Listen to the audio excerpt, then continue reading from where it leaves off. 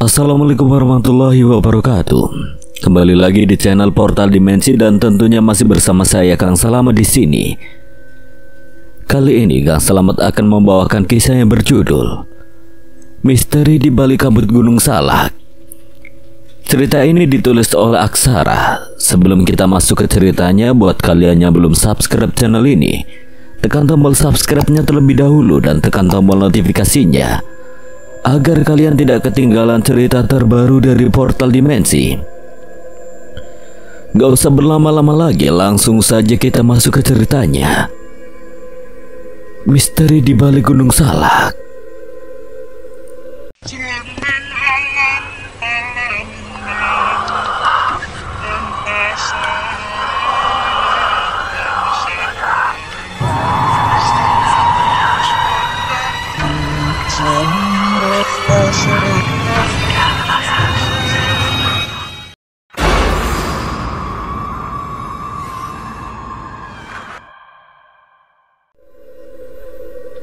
Pendakian di Gunung Salak.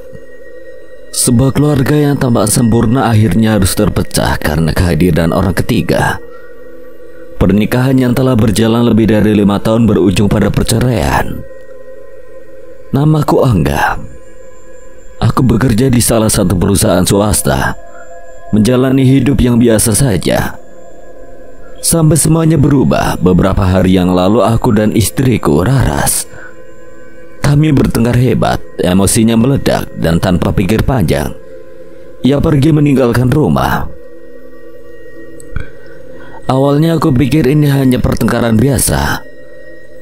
Namun hari berganti minggu dan ia tidak juga kembali. Telepon tidak diangkat, pesan tidak dibalas. Aku tahu, ia tidak sekedar marah, ia sudah memilih pergi. Kabar tentang perselingkuhannya dengan pria bernama Dimas mulai terdengar di telingaku. Desas-desus yang awalnya aku abaikan kini menjadi kenyataan pahit yang harus aku terima. Aku mencoba bertahan, tetapi luka itu terlalu dalam. Seolah tak cukup, tempat kerjaku juga tidak lagi berpihak padaku. Sore itu setelah seharian bekerja dengan lelah, aku mendapatkan telepon dari manajer. Tanpa basa-basi ia memberitahukanku bahwa aku dipecat. Alasannya seorang teman kantorku berusaha merebut posisiku dan sepertinya ia berhasil. Malam itu aku duduk di sudut kamar, dikelilingi kesunyian yang mencekam. Hidupku berantakan. Pernikahan yang gagal, pekerjaan yang hilang. Aku tidak tahu harus kemana. Beberapa hari kemudian Adi datang ke rumah. Ia adalah sahabatku sejak kecil, orang yang selalu bisa membaca suasana hatiku. "Lo gak bisa terus kayak gini gak?" katanya sambil menyodorkan secangkir kopi. Aku hanya terdiam menatap hitam pekat di dalam cangkir. "Udah ikut gue naik gunung aja, siapa tahu bisa nenangin pikiran." Awalnya aku ragu, tapi mungkin ini memang yang aku butuhkan. Seminggu kemudian kami berkumpul di rumah Agnes untuk membahas pendakian. Ada 10 orang di sana. Agnes, Adit, Daria, Rifki, Kusuma, Reza, Abdul, Fajar, Bagas, dan aku sendiri. Kami awalnya berencana mendaki Gunung Gede, tetapi rencana berubah karena jalurnya ditutup. Daria menyarankan Gunung Salak. Ia sudah menghubungi temannya Jayastru atau Jaya, seorang pendaki berpengalaman yang mengenal gunung itu dengan baik. Selain Jaya, ada 1 orang lagi akan bergabung, seorang perempuan bernama Rati. Setelah berdiskusi dan menyiapkan perlengkapan, kami siap untuk pendakian. Malam keberangkatan tiba. Kami berkumpul di rumah Agnes pukul 10 malam. Satu persatu datang hingga akhirnya Jaya tiba dengan sepupunya Ardan. Saat melihat perlengkapan kami, Jaya mengerenyit. "Terlalu banyak barang, nanti malah jadi beban di perjalanan." Akhirnya kami merapikan kembali barang-barang, hanya membawa yang benar-benar diperlukan. Di tengah persiapan tiba-tiba Ardan memutuskan untuk ikut. Daria memberitahukanku bahwa Jaya yang memintanya bergabung. "Kita butuh tenaga lebih untuk pendakian ini." Sebelum berangkat, Agnes mengajak kami berfoto. Ayo kita foto dulu. Iya, biar ingat-ingat wajahnya. Siapa tahu ada yang hilang nanti. Jangan ngomong sembarangan lu, Za. Tegur Bagus dengan nada tak nyaman. Cuma bercanda. Setelah doa bersama, tepat pukul 12 malam kami berangkat menuju basecamp pendakian Gunung Salak. Perjalanan menuju basecamp memakan waktu sekitar 3 jam. Kami sempat mampir ke desa pasar untuk membeli logistik tambahan. Jalan yang kami lewati berkelok tajam, gelap dan sepi. Sesekali suara binatang malam terdengar dari balik pepohonan. Akhirnya kami tiba di basecamp, rumah seorang pria yang kami panggil Abah. Ia menyambut kami dengan ramah, tetapi ada sesuatu di sorot matanya yang sulit kujelaskan. Saat fajar menyingsing, Jaya dan Daria pergi ke pos pendaftaran untuk mengurusi maksi. Aku berjalan keluar menikmati udara pagi dan melihat Ardan berdiri sendirian menatap sawah yang terbentang luas. Udah pernah naik Gunung Salak sebelumnya, Dan? Belum, Bang. Kalau Abang? Ini malah pendakian pertama aku. Hati-hati di sini, Bang. Gunung ini beda sama yang lain. Aku menatapnya, mencoba memahami maksud kata-katanya. Namun sebelum sempat bertanya lebih lanjut, Jaya dan Daria kembali. Setelah semua siap, kami berkumpul untuk berdoa. Tepat pukul 10 siang pendakian dimulai. Jaya berjalan di depan sebagai leader, Ardan di belakang sebagai sweeper. Kami melewati ladang dan perkebunan warga sebelum memasuki hutan bambu. Saat tiba di shelter gerbang pendakian, aku melihat tulisan besar di papan kayu. Selamat datang di pintu pendakian Gunung Salak. Aku merinding tanpa alasan yang jelas. Perjalanan berlanjut. Jalur yang kami lewati licin, dipenuhi akar-akar pohon yang menjulur seperti tangan yang mencoba meraih kaki kami. Kami sering berhenti untuk beristirahat. Di tengah perjalanan, Jaya bertanya kepada Daria. Sebagian besar di rombongan ini anak baru, kan? Ya, ini pendakian pertama mereka. Kalau capek bilang jangan dipaksa. Kami semua mengangguk. Perjalanan terasa lebih lama dari yang aku pikirkan. Setiap langkah terasa berat, seolah ada sesuatu yang menahan kami. Sesampainya di pos 3, kami mendirikan tenda. Setelah semuanya siap, kami berkumpul untuk makan malam. Saat itu angin tiba-tiba bertiup lebih kencang, mengguncang pepohonan di sekitar kami. Dalam keheningan aku mendengar sesuatu, suara bisikan. Turun. Aku terdiam, suara itu terdengar begitu dekat, seolah ada seseorang yang berbisik langsung ke telingaku. Aku menoleh ke arah teman-temanku, tidak ada yang bereaksi. Mungkin hanya halusinasiku, atau mungkin sesuatu memang sedang memperhatikan kami. Gangguannya semakin jelas. Malam makin larut. Suhu mulai turun dan kabut tipis mulai merayap di sekitar tenda. Angin berhembus pelan membawa aroma tanah basah dan dedaunan yang membusuk. Beberapa dari kami sudah masuk ke dalam tenda, sementara yang lain masih berkumpul di sekitar api unggun kecil. Lu sadar gak sih, ini gunung serem banget? Bagus yang duduk tak jauh dari Agnes menoleh tajam. Jangan ngomong asal. Ya elah, gue cuma ngomong doang. Lagi pula kalau memang ada yang dengar, suruh mereka nongol sekalian, gue sih gak takut. Dariana yang sejak tadi diam tiba-tiba menatapnya tajam. Jangan menantang, apalagi di tempat kayak gini. Reza yang duduk di sebelah Rifki malah tertawa. Ayolah, masa lu percaya begitu, Andar? Gue sih gak takut. Nih, kalau ada yang mau ganggu, silakan aja. Jaya yang dari tadi menyimak menarik napas panjang, menahan diri agar tidak menegur. Tapi Ardan yang sejak tadi duduk di sudut hanya melirik sekilas dengan ekspresi yang sulit ditebak. Malam itu gangguan mulai terasa lebih nyata. Sekitar pukul 2 pagi, angin berhembus lebih kencang, membuat ranting-ranting pohon bergerak. Tenda kami bergoyang sedikit dan suara dedaunan yang bergesekan terdengar jelas. Agnes yang tadinya sudah tidur tiba-tiba terbangun. Ia menatap ke arah luar tenda dengan mata sedikit terbuka.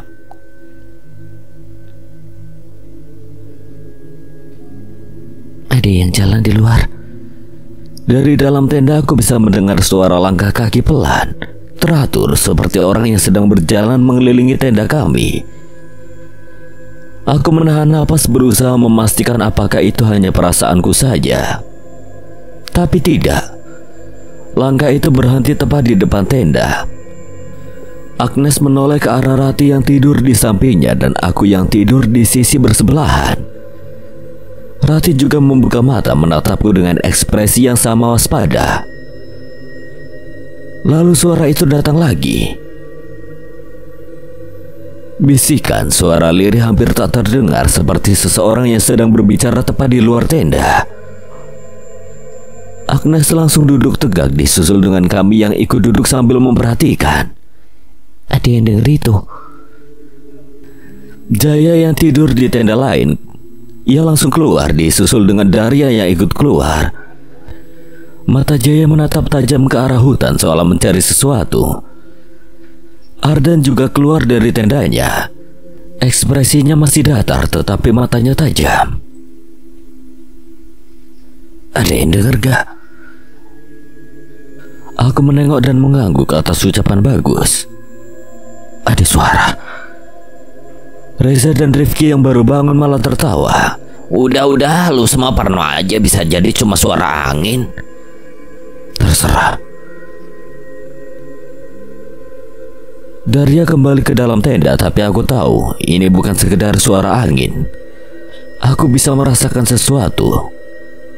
Dan aku yakin aku bukan satu-satunya yang merasakannya. Keesokan paginya suasana terasa lebih berat.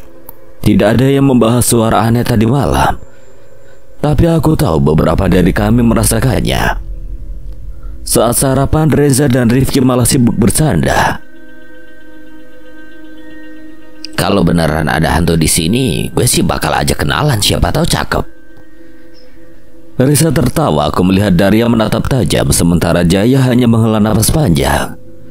Lu pada tuh kalau ngomong yang sopan dikit kali. Kita ini tamu di sini. Tegur Adit, tapi Reza malah tertawa semakin keras. Tamunya siapa? Hantu, setan? Aduh, serem banget deh. Aku bisa melihat Ardan menggerakkan tangannya meremas jarinya sejenak. Tatapannya kosong, tapi ada sesuatu di dalam matanya yang sulit dijelaskan. Dan saat itu juga angin bertiup kencang.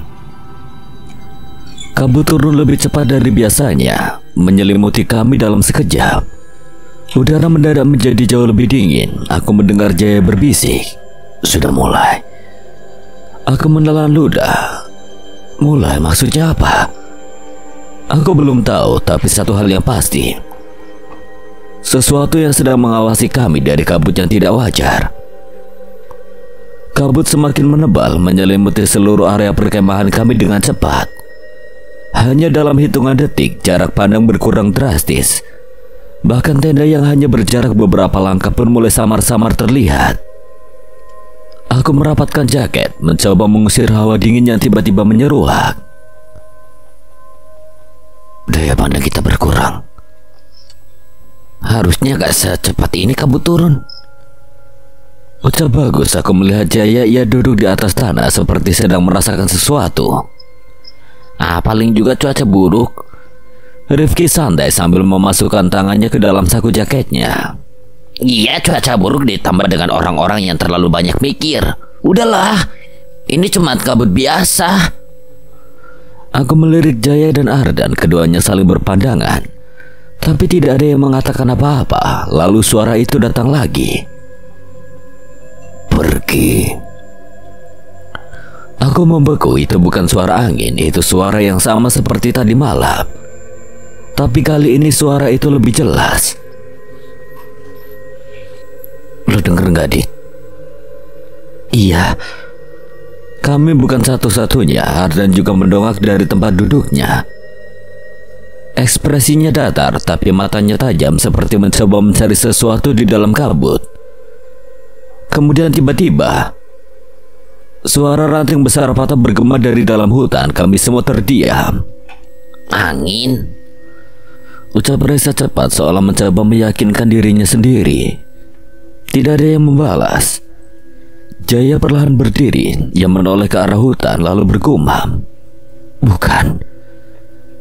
Udara di sekitarku terasa lebih berat. Napasku mendadak sesak. Bayangan di dalam kabut. Aku melihat Agnes berjalan ke arah Rifki dan Reza. Ia masih berusaha bersikap santai, tapi aku bisa melihat ada sedikit kegelisahan di wajahnya. Kalian semua terlalu tegang. Kalau emang ada sesuatu di sini, kenapa nggak kita panggil aja sekalian? Agnes, jangan main-main. Kenapa sih, kan seru. Kalau beneran ada, tunjukin diri kalian dong. Berhenti. Ardan langsung bergerak maju, tapi sudah terlambat. Angin kembali berhembus kencang, kali ini jauh lebih dingin dari sebelumnya. Daun-daun berterbangan dan suara-suara aneh mulai terdengar dari dalam kabut. Suara tawa lirih, bukan suara manusia.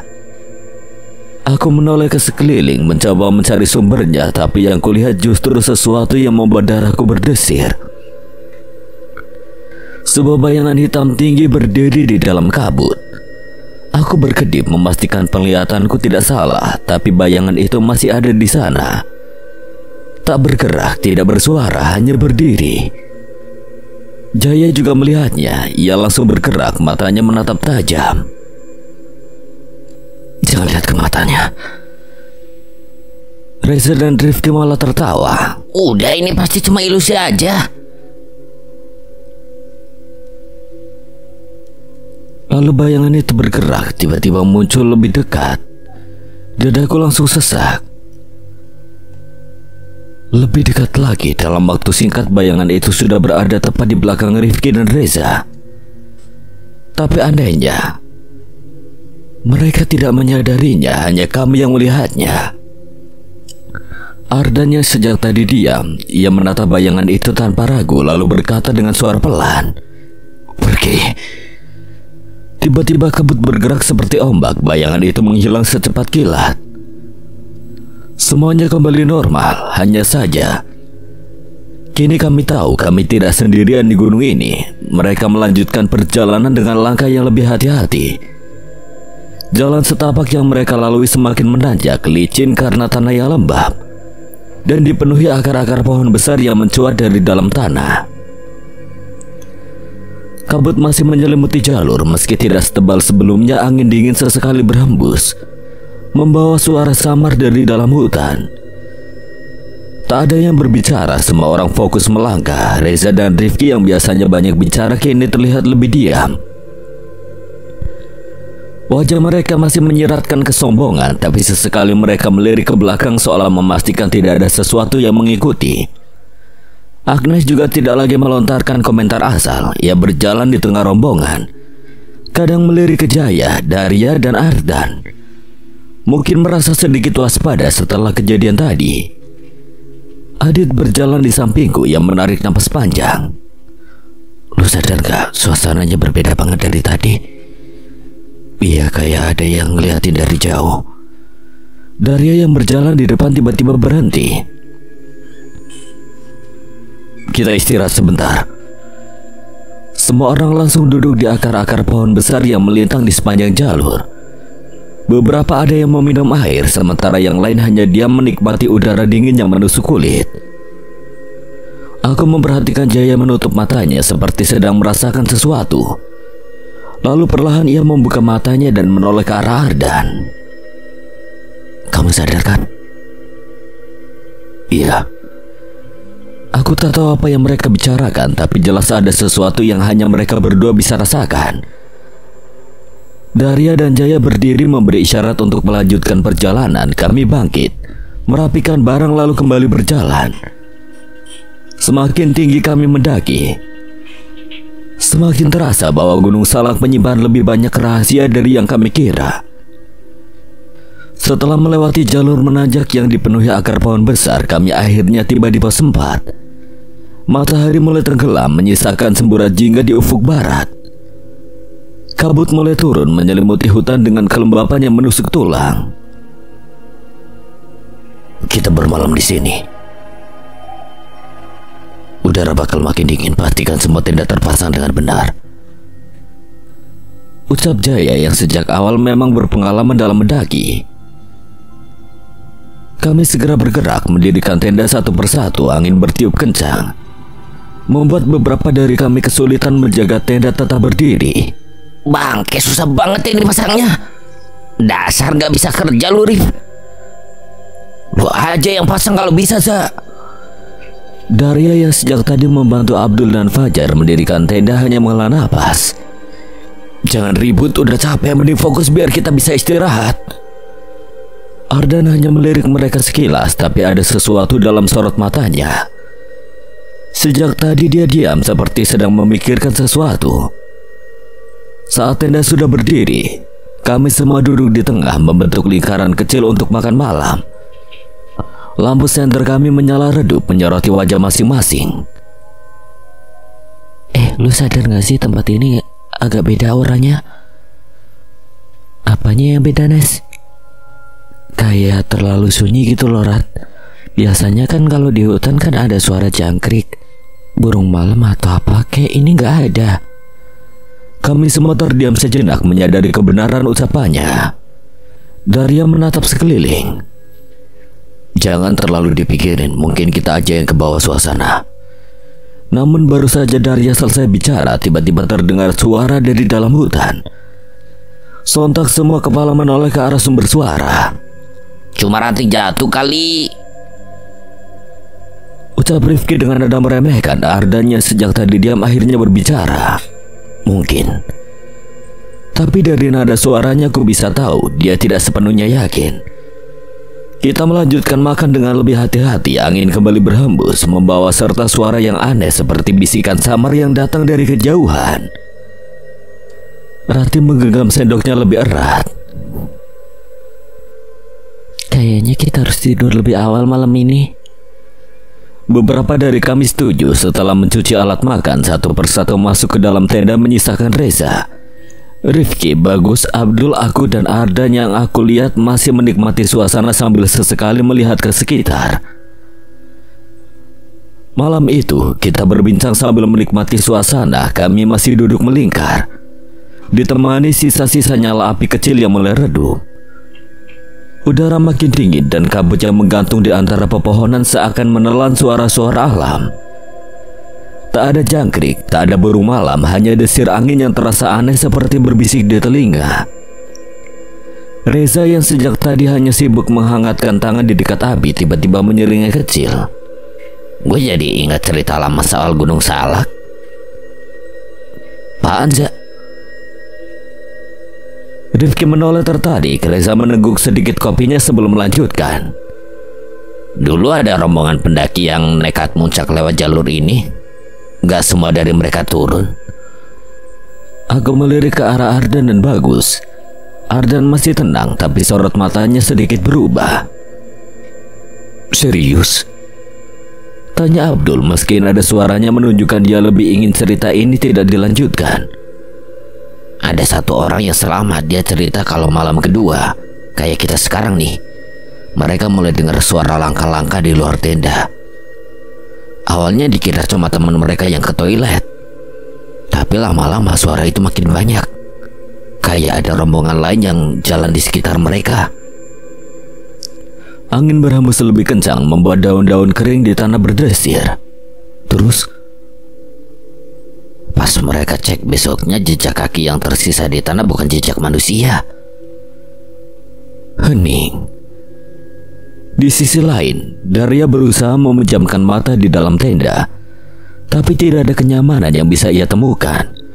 Bukan hanya karena hawa dingin yang semakin menggigit atau suara angin yang berdesir di antara pepohonan, tapi dia merasa ada sesuatu yang lain.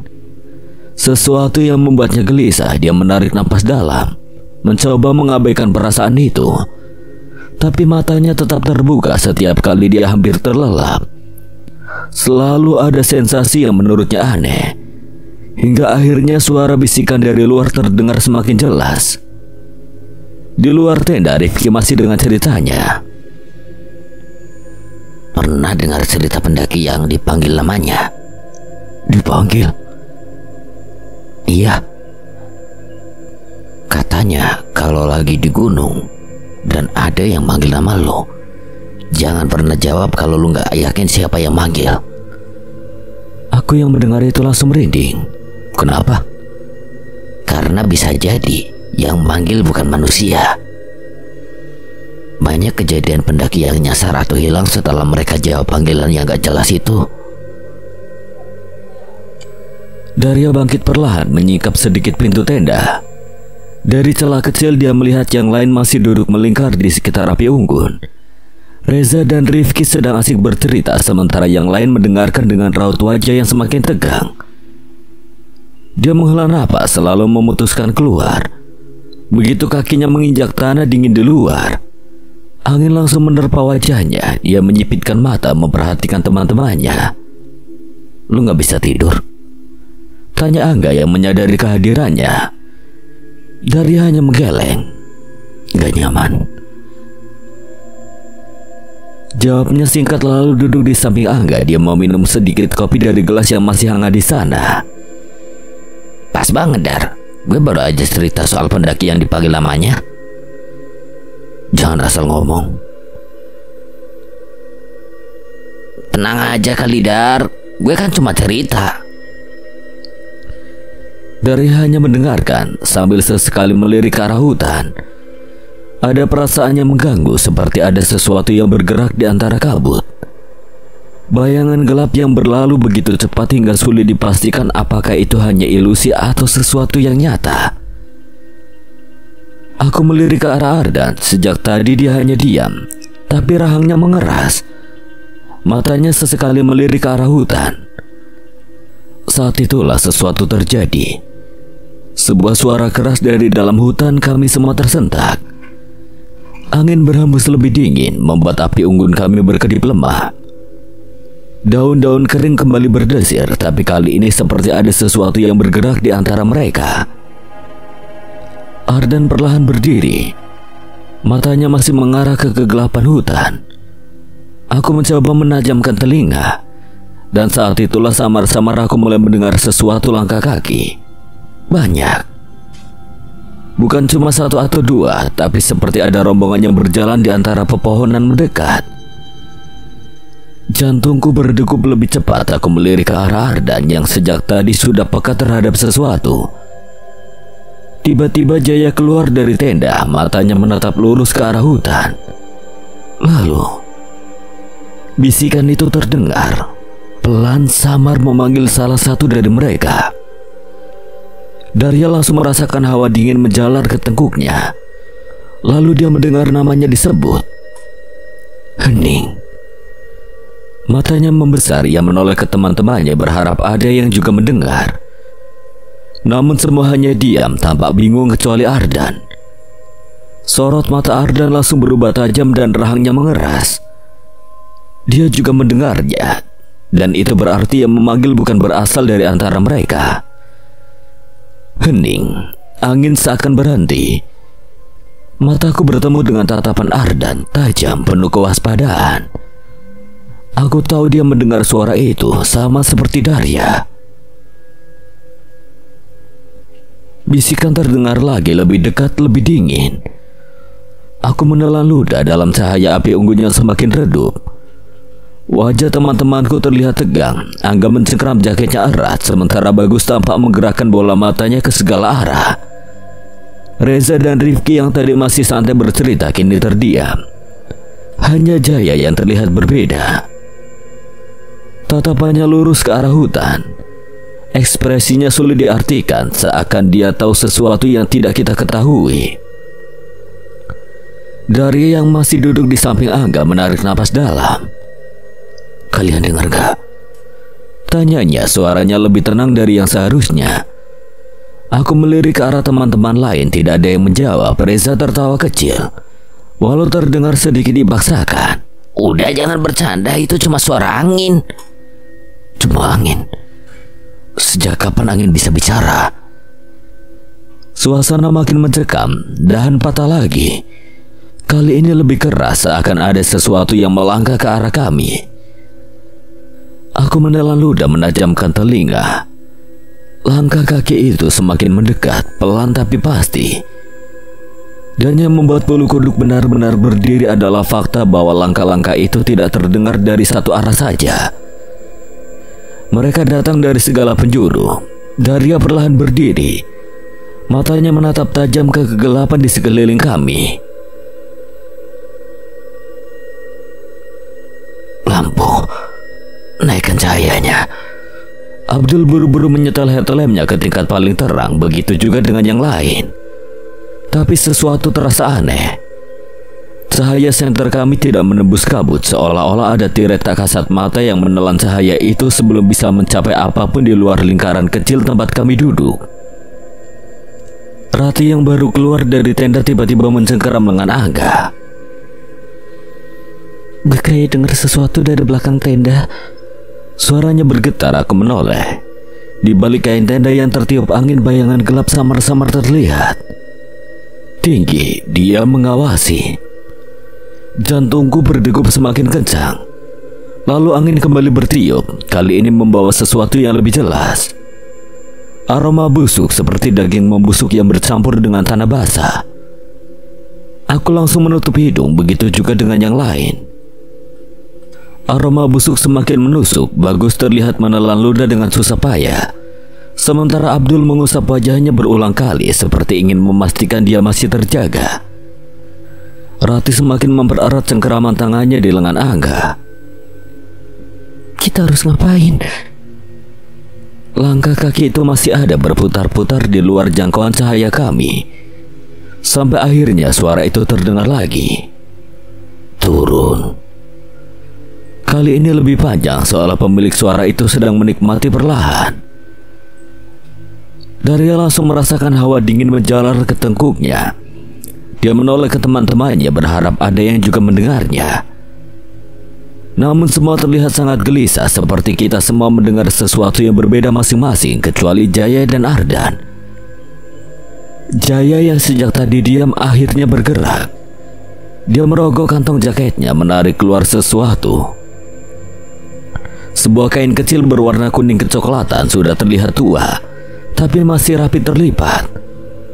Dengan hati-hati dia membukanya sedikit. Begitu kain itu terbuka, hawa di sekitar kami berubah. Hawa yang menekan udara di sekitar kami membuat dadaku terasa berat. Perlahan berubah. Angin yang tadinya bertiup kencang mendadak berhenti seolah menahan napas. Jaya bergumam pelan, hampir seperti berbisik. Aku tidak paham apa yang dia ucapkan, tapi nadanya bergetar khusyuk. Daria yang biasanya tenang terlihat memperhatikan Jaya dengan tatapan lebih serius. Dan di saat itulah Ardan tiba-tiba berdiri. Tatapannya mengarah ke dalam hutan, otot rahangnya mengencang. Kepalan tangannya terlihat bergetar, bukan karena takut, tapi karena dia merasakan sesuatu. Jaya menoleh. Ada yang sedang mengawasi kita dari sana. Aku ikut melihat ke arah yang dia tunjuk. Tidak ada apa-apa selain kegelapan pekat dan kabut yang menggantung di antara pepohonan. Tapi entah kenapa aku tidak ragu dengan apa yang dikatakan Ardan. Jaya mendesah pelan. Dia merapikan lipatan kain kuning itu dan memasukkan kembali ke dalam jaketnya. Aku tahu, tapi selama kita tetap di sini mereka nggak bisa nyentuh kita langsung. Rifki yang sejak tadi berusaha bersikap biasa saja akhirnya tidak tahan. Bangsat, lu pada ngomong apa sih? Gue nggak ngerti. Jaya tidak menjawab. Sebaliknya dia berbalik menghadap kami dan menatap satu persatu. Gak ada yang jawab kalau dipanggil lagi. Jangan teriak, jangan panik. Mereka cuma ngetes kita. Kalau kita kasih celah baru mereka berani masuk. Aku menelan ludah. Sementara itu Ardan masih berdiri dengan posisi waspada. Tangannya sedikit terangkat, jemarinya menegang, seakan siap bertindak kalau ada sesuatu yang mencoba masuk ke dalam lingkaran kami. Aku bisa melihat sorot matanya yang berbeda dari biasanya, seolah-olah ada sesuatu yang bangkit dalam dirinya. Dan entah kenapa itu justru lebih membuatku merinding. Hawa dingin semakin pekat, angin kembali bertiup. Kali ini membawa suara bukan sekedar bisikan, tapi sesuatu yang lebih dalam. Tawa kecil, pelan. Dari dalam kegelapan hutan menggema, mengejek seolah mereka tahu ini belum selesai.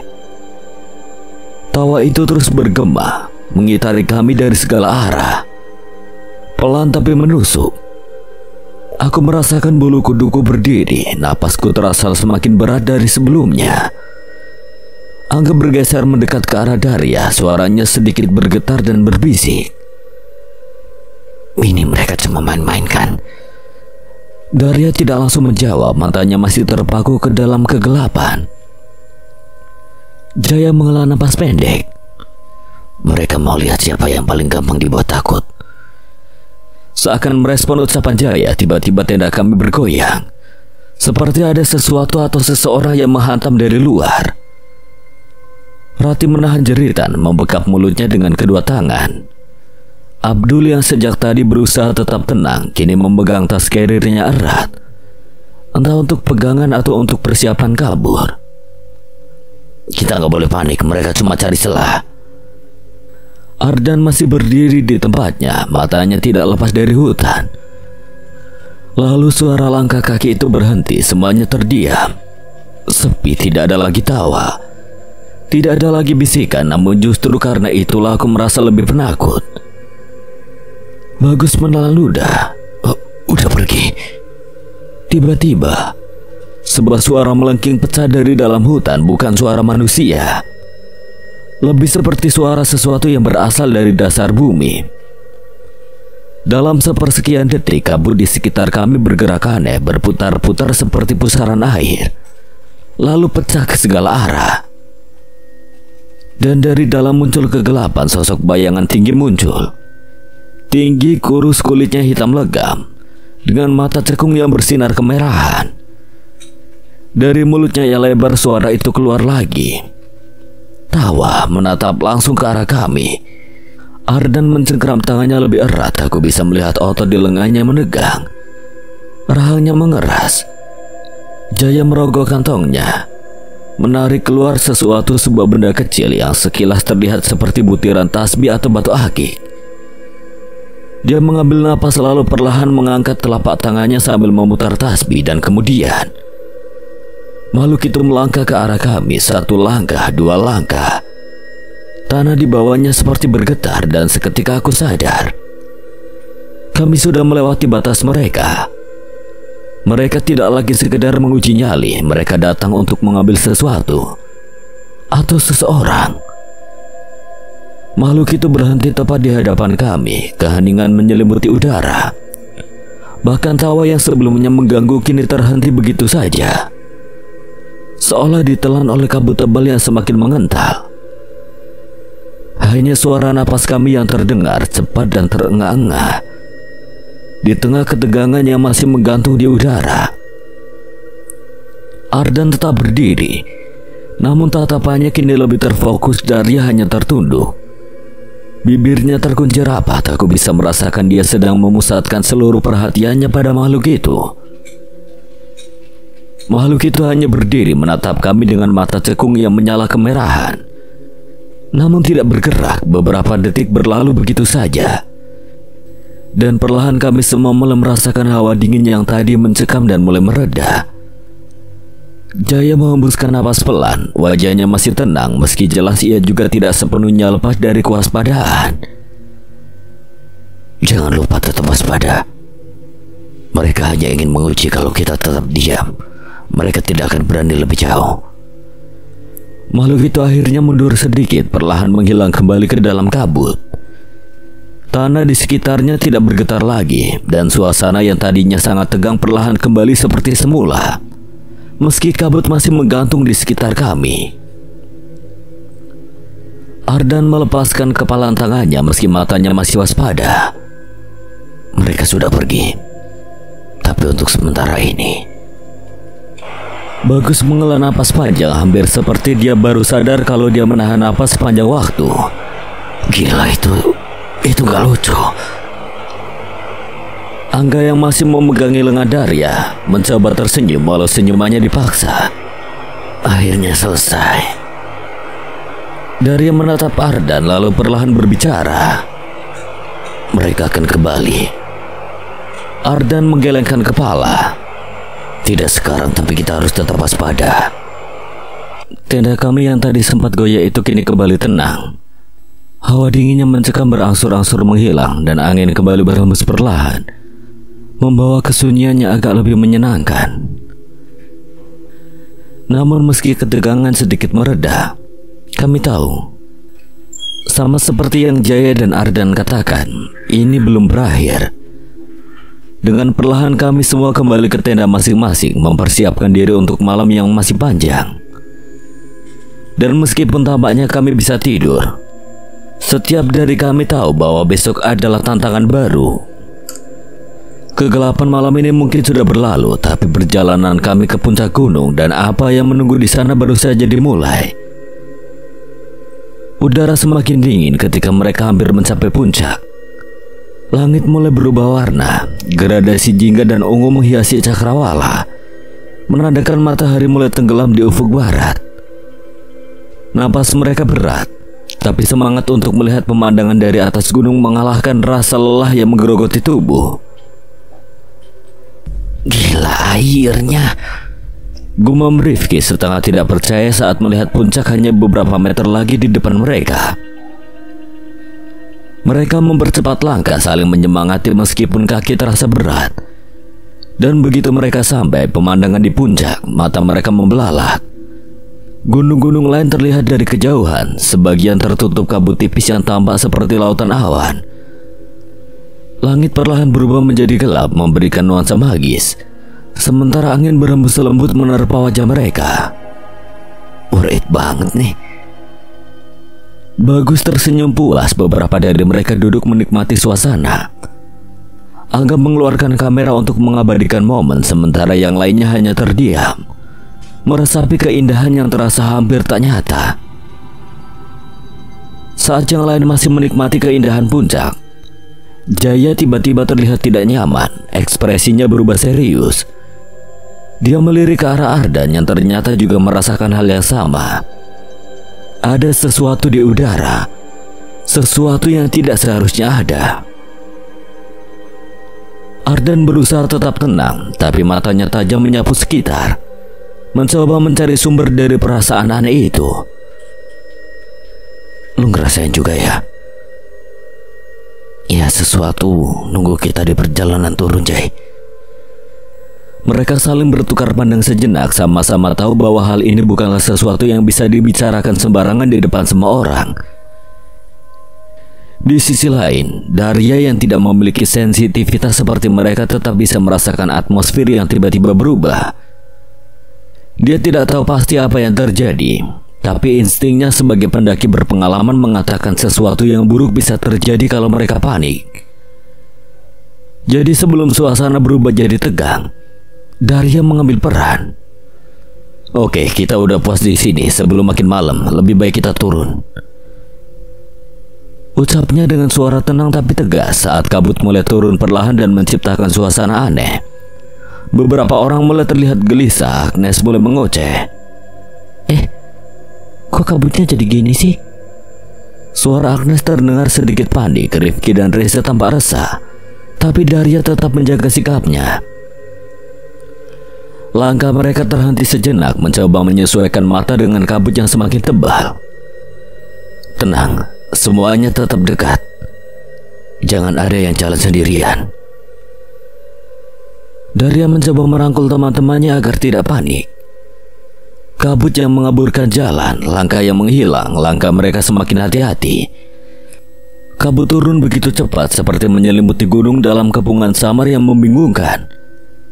Cahaya dari senter mereka hanya mampu menembus beberapa meter ke depan. Selebihnya hanya putih pekat yang seolah menelan segalanya yang ada. Daria tetap berada di depan, memastikan tidak ada yang tertinggal.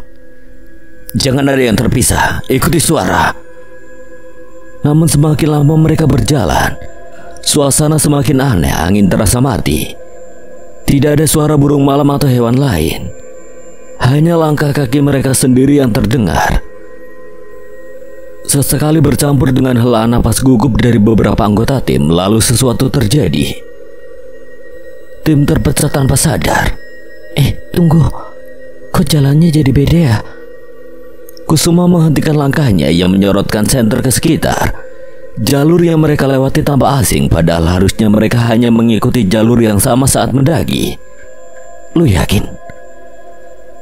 Sebelum Kusuma bisa menjawab, terdengar suara langkah cepat dari belakang. Semua refleks menoleh tapi tidak ada siapa-siapa. Mereka mulai merasa ada sesuatu yang mengawasi. Ardan dan Jaya makin waspada. Jaya menatap sekeliling dengan sorot mata tajam, sementara Ardan merasakan tekanan di sekeliling semakin berat. Kita gak sendirian, bisik Jaya pelan. Saat itulah kabut semakin tebal. Tiba-tiba suara langkah mereka terasa berubah. Teman yang tadinya ada di depan kini terdengar dari samping. Beberapa suara terdengar lebih jauh. Angga, Rifki, Agnes. Reza terdengar panik. Tak ada jawaban. Daria segera mengambil tindakan. Tetap di tempat, jangan banyak gerak. Kita berkumpul di satu titik. Namun suara mereka semakin bercampur, seakan ada sesuatu yang mengubah arah suara. Seseorang bisa berteriak dari dekat, tapi terdengar seperti berasal dari kejauhan. Di tengah kebingungan, Ardan menyadari satu hal. Dia tidak lagi bisa melihat Daria dan kelompok utama, hanya ada Abdul dan Agnes di dekatnya. Begitu ia menoleh ke belakang, jalur yang tadi mereka lewati sudah tidak ada. Ini jebakan. Di tempat lain, Daria menemukan dirinya bersama Fajar, Kusuma, dan Bagus. Mereka juga kehilangan kontak dengan tim lainnya, sementara Jaya, ia kini bersama sisa tim yang lain dan beban yang ia tanggung bertambah. Tim telah terpecah dan sesuatu di dalam kabut ini sedang menunggu mereka. Kabut semakin pekat seperti kain putih raksasa yang menutupi pandangan mereka. Setiap suara terdengar terdistorsi. Kadang terlalu jauh, kadang terlalu dekat. Napas mereka semakin berat. Bukan karena udara tipis, tetapi juga karena ketegangan yang menggantung di udara. Ardan menatap sekeliling, mencoba memastikan keberadaan Agnes dan Abdul. Kalian dengar suara lainnya? Agnes mengangguk cepat. Iya, tadi kayak ada yang manggil dari belakang. Suaranya mirip Kusuma. Tapi kita tidak boleh sembarangan nyaut. Benar. Kalau salah langkah kita bisa makin jauh terpisah. Mereka bertiga berjalan pelan menyusuri jalur yang terasa asing meskipun tadi mereka yakin sudah melewati jalan ini. Namun dalam kabut yang pekat semuanya tampak serupa. Lalu terdengar langkah cepat dari belakang mereka. Mereka langsung menoleh, tapi tidak ada siapa-siapa. Agnes menghela napas kasar. Gue mulai gak suka ini. Sementara itu tim Daria menarik napas dalam. Oke, kita harus tetap tenang. Jangan terpancing dengan suara atau bayangan. Fajar mengepalkan tangan. Gue rasa kita gak sendirian. Mereka semua merasakan itu. Sesuatu mengintai di balik kabut. Kadang terdengar suara geraman samar, lalu diikuti suara langkah-langkah yang tak mereka kenali. Kusuma menyipitkan mata, menyorotkan senter ke arah kiri, ke dalam kegelapan. Barusan gue liat bayangan. Bagus menggigit bibir. Bayangan apa? Sebelum Kusuma bisa menjawab, terdengar suara tawa lirih, pelan tapi jelas. Suara itu datang dari berbagai arah seakan mengejek mereka. Daria tetap tenang, tapi ia sadar ini bukan hal biasa. Sementara itu tim Jaya berdiri diam, matanya tertuju ke depan. Rifki dan Reza terlihat paling panik di kelompok mereka. Angga tetap berusaha berpikir rasional, tetapi ia juga tahu ada yang tidak beres. Kita harus bertahan di sini dulu. Kalau kita jalan sembarangan, bisa makin tersesat kita. Namun sebelum mereka sempat berpikir lebih jauh, terdengar suara langkah berat, seperti sesuatu yang besar sedang mendekat. Jaya mengepalkan tangan. Ia tahu ini bukan sembarang gangguan. Mereka sedang diuji dan gangguan ini baru permulaan. teror yang makin nyata. Di tim Ardan, langkah mereka semakin berat. Kabut yang pekat membuat pandangan mereka terbatas hanya beberapa meter ke depan. Suasana makin ganjil ketika suara-suara samar mulai terdengar lebih dekat. Agnes, Agnes, sini. Suara itu lembut seperti bisikan tetapi berasal dari arah yang berbeda-beda. Agnes menoleh ke kanan lalu ke kiri yang menelan ludah. Lu dengar itu, Dan? Dengar. Sial, suaranya mirip nyokap gue. Abdul yang sedari tadi dia mulai bergerak mendekati Agnes. Dengerin gue, Nes. Itu bukan nyokap lu. Jangan lihat kemana-mana, fokus jalan. Tiba-tiba sesuatu bergerak cepat di depan mereka. Sebuah bayangan hitam tinggi berdiri di balik kabut. Matanya merah menyala, tubuhnya seperti tertutup asap hitam yang terus berputar. Ardan berhenti. Ia bisa merasakan tekanan energi dari sosok itu. Bukan makhluk biasa. Sial. Lalu bayangan itu menghilang secepat munculnya. Agnes makin gelisah. Gue gak suka ini, Dan. Ardan menarik napas. Tenang, selama kita gak kepancing kita aman. Namun di detik berikutnya Agnes berteriak. Mereka menoleh dan melihat sesuatu yang membuat darah mereka membeku. Tangan-tangan hitam keluar dari kabut meraih kaki Agnes. Agnes tersentak, tubuhnya hampir terseret ke dalam kabut. Abdul dengan sigap menarik tangannya. Nes, bertahan. Ardan tanpa pikir panjang menarik sesuatu dari kantongnya. Sebuah benda kecil berbentuk batu. Ia menggenggamnya erat, lalu menghentakkan kakinya ke tanah. Kilatan cahaya merah keemasan menyambar membuat kabut sedikit mereda. Tangan-tangan itu langsung menghilang. Agnes terengah-engah, wajahnya pucat. Apa tadi? Ardan tak menjawab, ia hanya menatap batu kecil di tangannya.